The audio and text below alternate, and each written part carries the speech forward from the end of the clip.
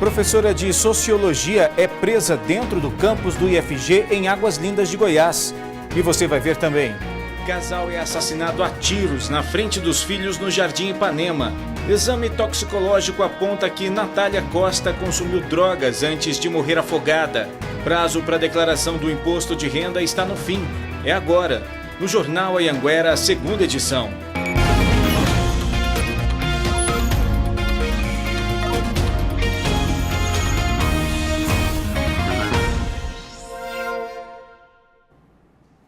Olá, boa noite. Uma professora do Instituto Federal de Goiás, em Águas Lindas, aqui no entorno de Brasília, foi presa por ter filmado uma abordagem aos alunos. A repórter Nayara Santos traz os detalhes para a gente.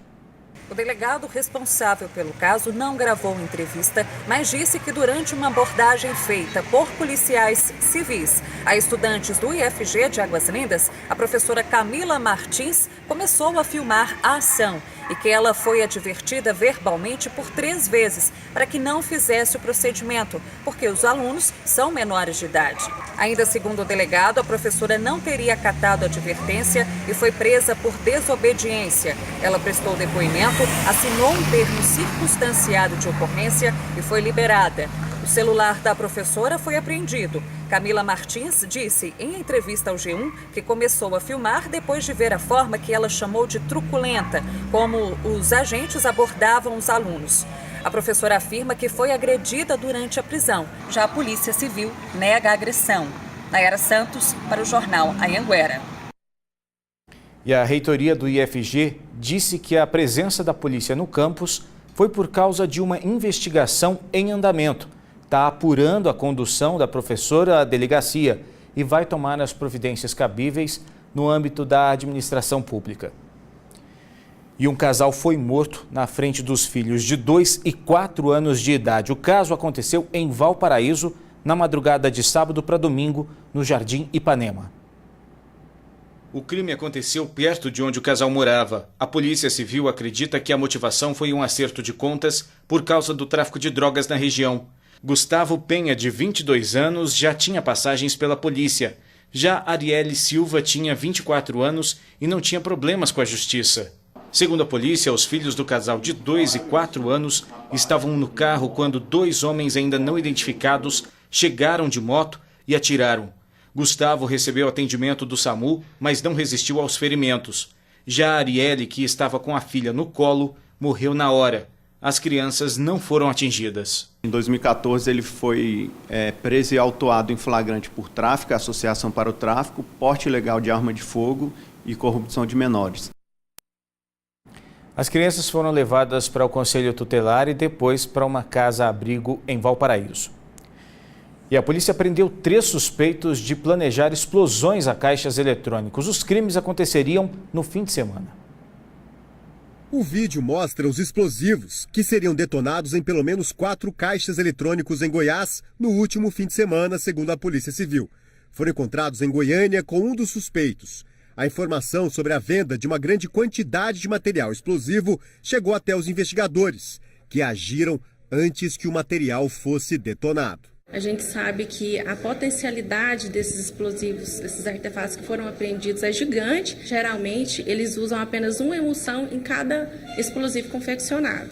E nesse caso, eles utilizaram 3 em cada artefato, ou seja, o estrago seria bastante grande. Foram presos Gustavo Henrique Ferreira de Jesus e Paulo Ricardo Souza, ambos com várias passagens pela polícia. Também foi preso o Bruno Pereira de Oliveira, que estava foragido da cadeia de Rio Verde. Durante a investigação, os policiais civis descobriram que os suspeitos tinham um chefe que dava ordens de dentro do presídio Odenir Guimarães, no complexo prisional de Aparecida de Goiânia. O nome dele vai ser mantido em sigilo. A polícia ainda está atrás de outros 2 homens suspeitos de serem integrantes da quadrilha. Veja a seguir, caso Natália. Exame aponta o uso de drogas pela estudante antes dela morrer afogada. E o funcionário da Saneago, que estava desaparecido no Lago Meia Ponte, foi enterrado hoje. Agora são 7h26, a gente volta em instantes.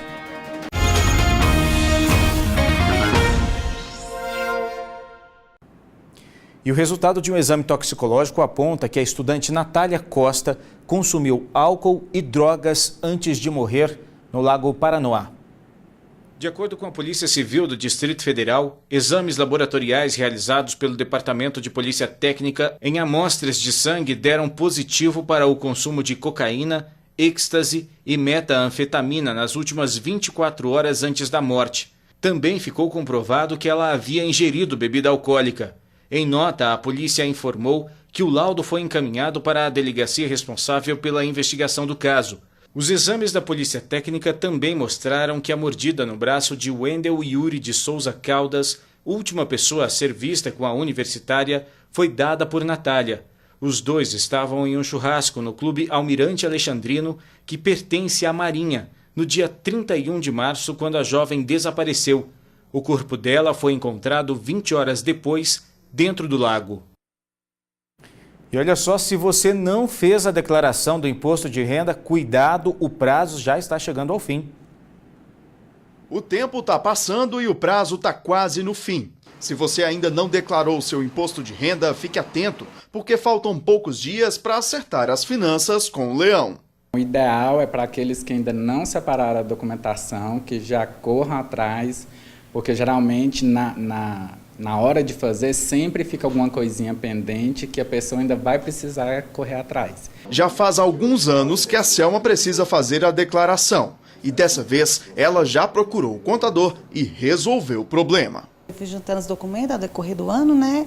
E agora no começo do ano já fui trazendo para cá para o Rodrigo, para ele fazer tudo para mim, para não dar problema. Aqueles que tiveram renda superior a R$ 28.559,70 no decorrer do ano de 2018, está obrigado a fazer a declaração. Seja essa renda oriunda de salário, da aposentadoria, ou até mesmo o rendimento de autônomo, né? E se você faz parte desses grupos e mesmo assim, por algum motivo, não vai fazer a sua declaração neste ano, é bom preparar o bolso, viu? É que a multa mínima é de R$ 165,74, mas ela pode aumentar, variando de 1% a 20% do valor que você vai estar devendo para a Receita. A pessoa não consegue tirar a certidão conjunta negativa junto à Receita Federal. No caso da venda do imóvel, ela vai precisar dessa certidão. E outra penalidade que ela sofre assim, indiretamente, por exemplo, na hora de tomar crédito no mercado, se ela teve uma renda superior no qual ela estava sujeita, certamente as instituições financeiras vão exigir dela o imposto de renda. Entre as novidades desse ano está a necessidade de declarar os dependentes de qualquer idade. Muitas vezes o contribuinte ele não sabe que aquela criança de 4, 5 anos ali que ainda não fez o CPF, para ele colocar ele como dependente, ele vai precisar tirar esse documento. E como os documentos devem ser separados ao longo do ano, a Selma ainda deixa uma dica: colocar todos eles dentro de uma pasta. Recibo de hospital, nota fiscal, alguma coisa assim, eu vou guardando, chega no começo do ano eu já trago todinho. Só reforçando então, o prazo é até o fim do mês de abril. E o corpo do funcionário da Saneago, Fábio Leonel Moraes, foi enterrado hoje. O homem de 36 anos foi encontrado morto depois de desaparecer no Rio Meia Ponte na manhã de quinta-feira, enquanto trabalhava. O sogro do Flávio estava inconsolável.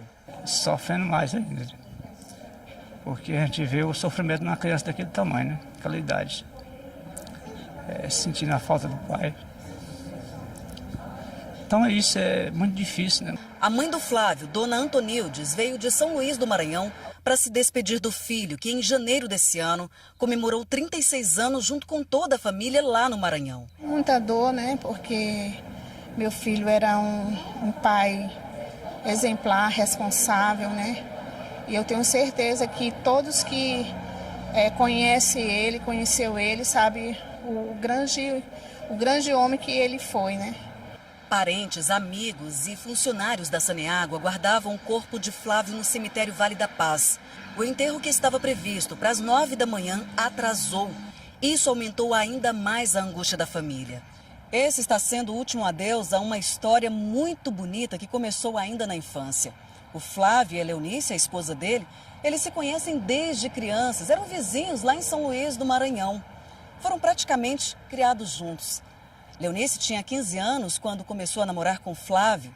Em seguida eles noivaram, casaram e em 2008 vieram para Goiás buscar uma vida melhor. Tiveram 2 filhos e o concurso público que o Flávio passou para Saneago era motivo de alegria. Hoje está sendo motivo de uma grande tristeza para toda a família. O corpo chegou por volta das 11 horas da manhã. Foi enterrado sem velório às 11h20. Flávio Leonel Moraes, de 36 anos, desapareceu no rio Meia Ponte na manhã de quinta-feira enquanto trabalhava. Segundo a Saneago, Flávio estava acompanhando a equipe que fazia nivelamento de réguas na estação fluviométrica. O barco que a equipe estava teria sido puxado pela correnteza. Os 2 trabalhadores pularam no rio com a intenção de chegarem à margem. Um conseguiu, o Flávio não. As buscas para encontrar Flávio começaram logo em seguida. Equipes dos bombeiros trabalharam por 3 dias até encontrarem o corpo no final da tarde de sábado. A família está inconformada. Não pode chamar isso de acidente. Eu não me conformo. Não me conformo. Pela pessoa que ele era. E o suspeito de sequestro em Rio Verde desmente a versão da suposta vítima de que passou cerca de 3 horas com uma arma na cabeça. No depoimento à polícia que a TV Anhanguera teve acesso com exclusividade, ele conta que foi contratado por Erlândia Rodrigues para simular o sequestro dela. Nesse vídeo, Matheus Campos Oliveira, de 21 anos, conta com detalhes para a polícia como a simulação foi planejada e onde ficaria guardado o dinheiro do resgate no valor de R$100 mil, que seria dividido entre ele e Erlândia. De acordo com as investigações, no dia do crime, Erlândia e Matheus passaram o dia juntos. Ele foi para a casa dela e ficou escondido debaixo da cama. Eles também teriam saído para comprar a arma que foi usada por Matheus. O falso sequestro foi há 1 semana e foi transmitido ao vivo pela internet. Depois de quase 3 horas de negociação, Matheus resolveu se entregar. Nesse momento, na versão de Erlândia, a arma teria disparado acidentalmente, mas segundo a polícia, a arma foi disparada por Erlândia. Ela está presa temporariamente por falsa comunicação de crime e tentativa de homicídio. A versão que existe, a falsidade, a simulação do sequestro, até agora ela tem mais robustez de provas. E em instantes, Gama vence Brasiliense e está próximo do título do Campeonato Candango de 2019. E um jacaré foi visto no Lago Paranoá. Agora são 7h35. Continue com a gente.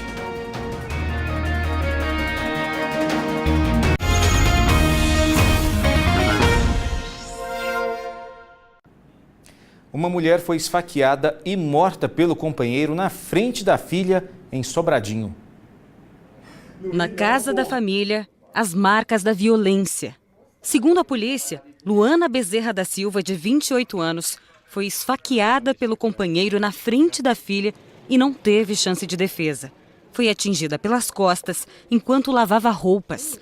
Os vizinhos disseram que ouviram os gritos na hora do almoço de domingo. Eu estava em casa, né, e escutei o grito de uma criança. E quando os vizinhos atinaram, abriu o portão, saiu o menininho de mais ou menos uns 10 anos, gritando, ele matou minha mãe, ele matou minha mãe. Quando ela falou isso, ele saiu de lá de dentro, desnorteado. A vizinha também contou que Luiz Felipe Alves de Souza, de 20 anos, fugiu logo em seguida. Quando a menina gritou, ele matou minha mãe, ele correu. Estava sem camisa e correu lá para baixo. Luana chegou a ser levada para o hospital de Sobradinho, mas não resistiu.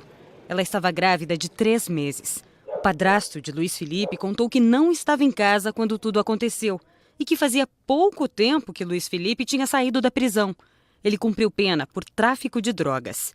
O irmão de Luana contou que horas antes, ainda de manhã, ela chegou a entrar em contato com ele pedindo dinheiro para poder sair de casa. Os dois moravam perto, mas ela não apareceu para buscar. Só aqui na delegacia ele foi descobrir que ela tinha morrido. Não deu tempo de você ajudar. Se eu tivesse dado dinheiro para ela, não tinha acontecido isso. Não é isso. Eu não sei o que fazer, tô sem chão, sem nada. Agora a gente muda de assunto, falar de futebol, Campeonato Candango. Luziane e Formosa estão fora Mas a competição segue e nesse final de semana teve o primeiro jogo da final, que foi entre Gama e Brasiliense. Em um jogo bem disputado, o Gama abriu o placar com Victor Xavier aos 14 minutos do primeiro tempo. Aos 19 minutos, depois de cobrança de falta, o zagueiro Batiuga pegou o rebote de carrinho, 1-1. Ainda no primeiro tempo, aos 36 minutos, Jefferson Maranhão colocou o Gama novamente na frente do placar, com esse chute de primeira. No segundo tempo, depois dessa cobrança de falta, o Emerson desvia de cabeça, manda para o fundo da rede, sem chance para o goleiro. Final Gama 3, Brasiliense 1. O Gama saiu com uma boa vantagem no próximo jogo. Se o Brasiliense vencer com 2 gols, é pênalti. Se o Brasiliense vencer por 3 gols ou mais, leva o título no tempo normal. O segundo jogo é no sábado, no Mané Garrincha, às 4 da tarde. E um jacaré foi visto no Lago Paranoá. Ele estava debaixo da ponte do Bragueto. As imagens foram feitas por um funcionário que trabalha nas obras da ponte. Ele diz que vê o jacaré todos os dias nesse mesmo lugar. Policiais da PM Ambiental fizeram buscas no fim de semana, mas não encontraram o animal. Eles acreditam que o jacaré tenha cerca de 2 metros de comprimento e seja da espécie jacaré-açu, uma espécie em extinção, a maior entre os répteis da América do Sul. A Polícia Ambiental informou que vai continuar as buscas pelos próximos dias, porque teme que o animal seja alvo de caçadores, já que pelas imagens ele parece estar com um anzol na boca. E o J2 fica por aqui. Boa noite. Tchau.